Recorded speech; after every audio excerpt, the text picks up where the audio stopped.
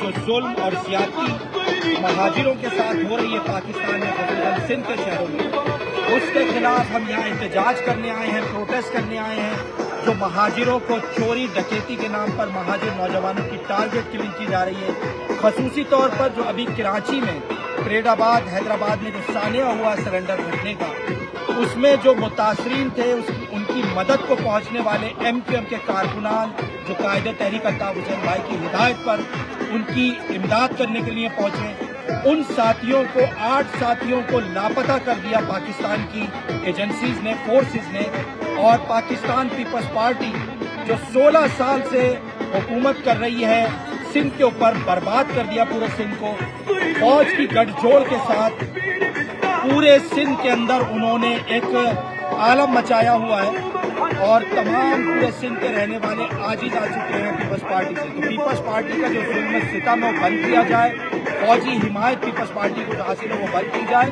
اور جو لاپتہ کیا جا رہا ہے ایم کیو ایم کے کارکنان کو، جو فوری جن کو ابھی ریسنٹلی جن کو لاپتہ کیا ہے، ابھی میں کوئی بہت پرانی بات نہیں کر رہا ہوں، مئی کے اندر یہ سانحہ ہوا ہے، اور اس کے بعد جو ہے وہ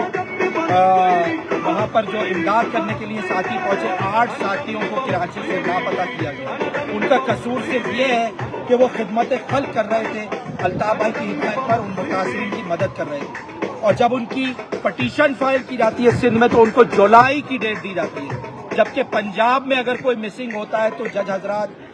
فوجی افسران کو بھی طلب کرتے ہیں، رینجرز کے افسران کو بھی طلب کرتے ہیں اور فوری ایکشن لیتے ہیں، لیکن یہاں سندھ میں مہاجروں کے ساتھ جو متعصبانہ سلوک کیا جا رہا ہے، مہاجر اسے برداشت نہیں کریں گے، یہ بند کیا جائے۔ قائد تحریک الطاف حسین بھائی کے اوپر جو غیر آئینی غیر قانونی پابندی لگی ہے اس کو ہٹایا جائے۔ ہمارا آج کا یہ پروٹیسٹ ہم نے یہاں ریکارڈ کرایا ہے، ہم نے پٹیشن بھی بھیجی ہے اسٹیٹ ڈپارٹمنٹ میں، اور یہ احتجاج جاری رہیں گے جب تک یہ ریزلٹ جاری ہے۔ بہت شکریہ۔ جی الطاف حسین بھائی، جی مہاجر صدر۔